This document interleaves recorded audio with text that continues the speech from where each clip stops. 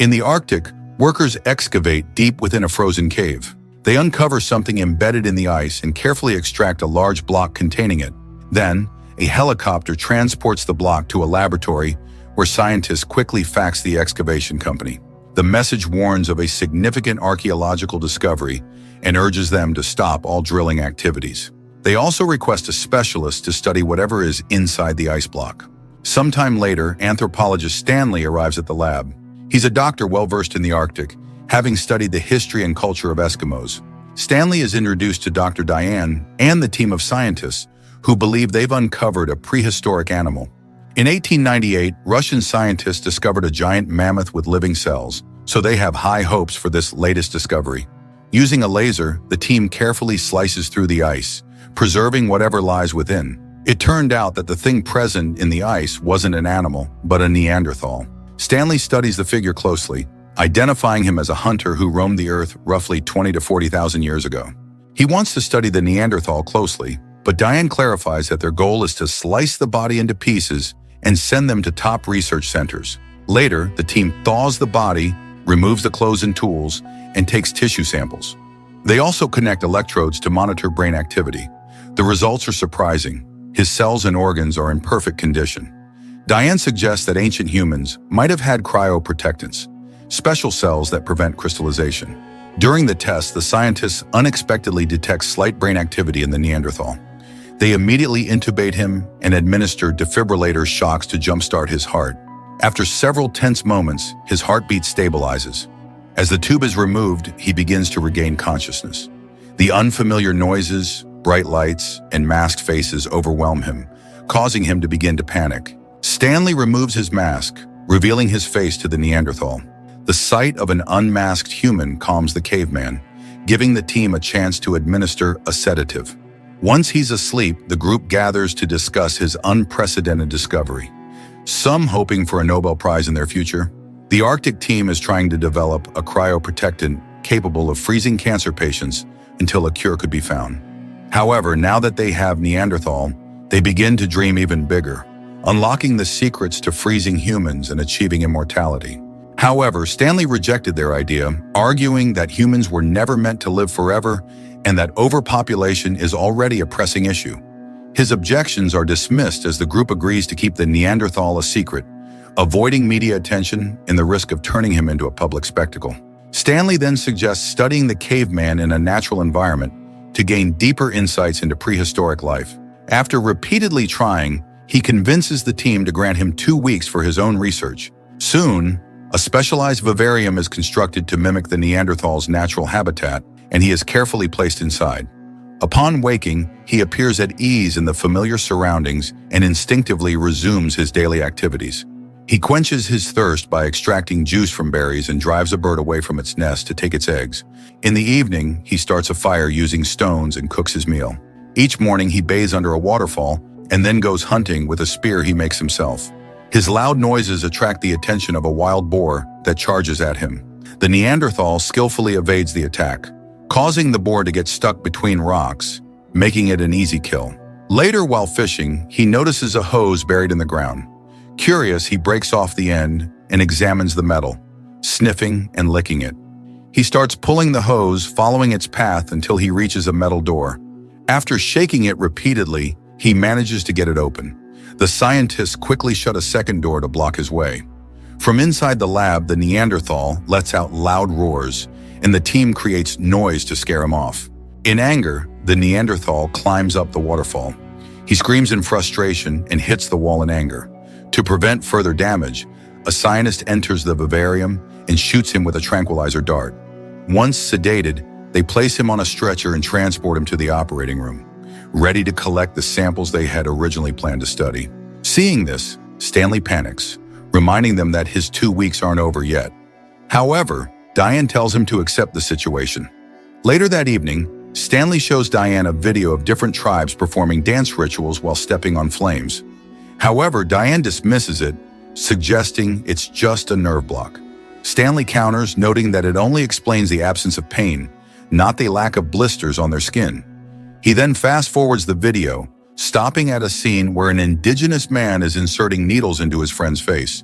Since there's no blood, Stanley theorizes that the tribes must be producing a chemical that protects their tissue. He believes the Neanderthal could be producing a similar substance and convinces Diane to allow him to study the caveman further. Once the Neanderthal is returned to the vivarium, Stanley enters without any weapons or objects to avoid alarming him. The cautious caveman reacts by running around, growling, and seeking places to hide. Though frightened, Stanley approaches slowly, eventually standing face to face with the caveman. After a moment of hesitation, the Neanderthal leaps onto Stanley, ready to strike him with a rock. However, a scientist yelling from above distracts him. Noticing Stanley's lack of resistance, the Neanderthal drops the rock. He studies Stanley curiously, examining his unfamiliar body. He puts his fingers in Stanley's mouth, tugs at his clothes, and even squeezes his groin, seemingly confirming nothing is missing. Stanley cries out in pain, causing the Neanderthal to back away. Moments later, the caveman identifies himself as Aru, which Stanley shortens to Charlie. Stanley teaches Charlie to say his name and even makes him laugh. He notices scars on Charlie's chest and asks about them. Charlie calls them "beta" and points upward. Stanley thinks the scars and gestures might mean bird. Charlie grabs Stanley's cross necklace, bites it, and starts repeating words and making hand gestures. But Stanley struggles to understand. The next day, linguist Mabel arrives. Stanley shows her a recording of Charlie, but she says more context is needed to fully understand his language. Stanley spends more time with Charlie, learning words from his language for basic things like rock, frog, and bone. In return, Charlie shares his food with Stanley, who teaches him simple English words. Watching through the cameras, Mabel is impressed by how many words Charlie knows.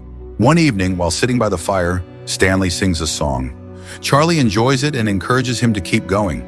Using the bones from his meal, Charlie joins in, making happy sounds to sing along in his own way. Soon after, the scientists put Charlie to sleep again to take more samples and run a new experiment. They place him in a special chamber and lower the temperature a lot, hoping to activate the cryoprotectants and make them easier to collect. Stanley objects strongly, saying the team is putting Charlie's life at risk and treating him like a test subject. As the temperature falls, Charlie's heartbeat slows down, so the scientists stop the experiment and take him out of the chamber. Back in the vivarium, Charlie angrily yells at Stanley, clearly upset by the experiments and the new scars on his body. Suddenly, he lunges forward and pretends to attack, slamming his spear into the ground before pointing it at his own chest. It's his way of asking Stanley to help him end his life, but Stanley refuses. After a tense struggle, Stanley leaves the vivarium. Later, in private, he pleads with Diane for help, explaining that the experiments are driving Charlie further away and causing them to lose their connection with him. Stanley asks Diane to join him in the vivarium, hoping her presence will calm Charlie. Inside, they find Charlie with injured hands, using rock powder to draw the bird symbol from his scars on the ground. Nervous, Diane freezes as Charlie approaches her. He sniffs her curiously, then offers her some food. Not wanting to upset him, she hesitates but eats it, despite it being made of bugs. Charlie starts touching Diane, initially in a friendly manner, but soon attempts to look at her groin. Stanley quickly intervenes, shouting at Charlie, and the two argue until Stanley uses the Neanderthal word for mine to make him stop. Undeterred, Charlie brings objects from his cave as an offering, attempting to trade them for Diane. Stanley firmly rejects the idea. Charlie, now visibly sad, stares at Diane and begins repeating the same word over and over. When Mabel reviews the footage, she believes she's discovered Charlie's term for woman, though there's another meaning she hasn't yet understood. Stanley and Diane work with Charlie to understand his words. The Charlie draws on the ground, revealing he once had a wife and children. Running around and repeating the same words, Diane realizes he's asking about his family. The emotional moment is cut short when a helicopter appears above the facility. Seeing it through the glass ceiling, Charlie panics and starts climbing the rocks, shouting "beta," his word for bird. Despite the scientists instructing the helicopter to leave, Charlie doesn't calm down. He reaches the top of the vivarium, screaming "beta" at the ceiling. Later, Stanley visits an Eskimo tribe and shares words he learned from Charlie, which the tribe recognizes. He returns to the lab to tell Diane that beta refers to Sedna, a mythical bird that carries souls to heaven or hell based on their deeds. Stanley believes Charlie's tribe went extinct when a magnetic pole reversal killed the animals they depended on. Charlie likely believed the disaster was a punishment from God, prompting him to go on a dream walk, a journey to find the bird, and offer himself in exchange for the animal's return. Now convinced the helicopter is Sedna, there's no way to calm him. 34 hours later, Charlie is fully dressed in all his clothes, tools, and trinkets Stanley gave him over the past few days. He's also painted his skin with crushed berries and hasn't stopped chanting, clearly awaiting the return of his god. Whenever Stanley enters the vivarium, Charlie avoids him, hiding until he leaves and refusing to communicate. One afternoon, Charlie climbs the stairs, having watched Stanley often enough to know he needs to press the button. Quietly, he enters the lab, carefully sneaking past the scientists to avoid being seen.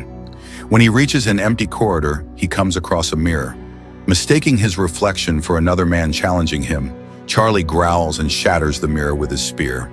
Hearing a voice from the speakers, Charlie panics and sprints down the corridor, eventually reaching the room with the lab animals. He examines a bird briefly, but moves on as a bear growls nearby. Attempting to take another corridor, he crashes into the glass doors. After a moment, he tries again, and the doors slide open automatically, leading him into a new room.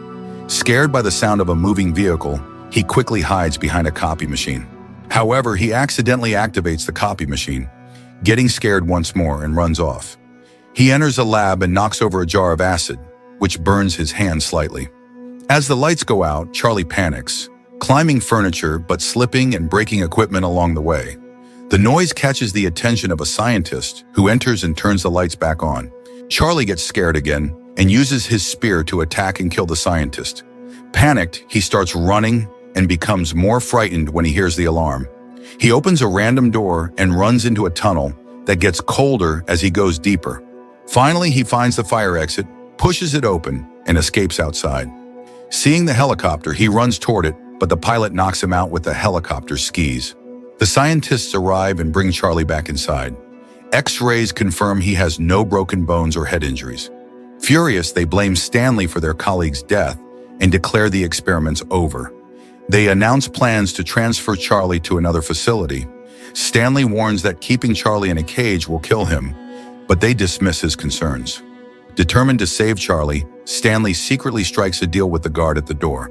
Then he enters the vivarium carrying several furs. Once Charlie is wrapped warmly, Stanley takes him outside. The scientists discover they're gone and follow their tracks in the snow. As Stanley and Charlie move forward, ice shelves collapse, and a deep crack opens in the ground, separating them. The helicopter eventually spots them, and Charlie excitedly yells as he leaps onto the chopper's skis. He chants joyfully during the flight. When the pilot reaches for him, Charlie lets go and glides across the snow for miles before meeting his end. Thank you for watching. If you enjoyed this recap, don't forget to like and subscribe for more exciting movie breakdowns.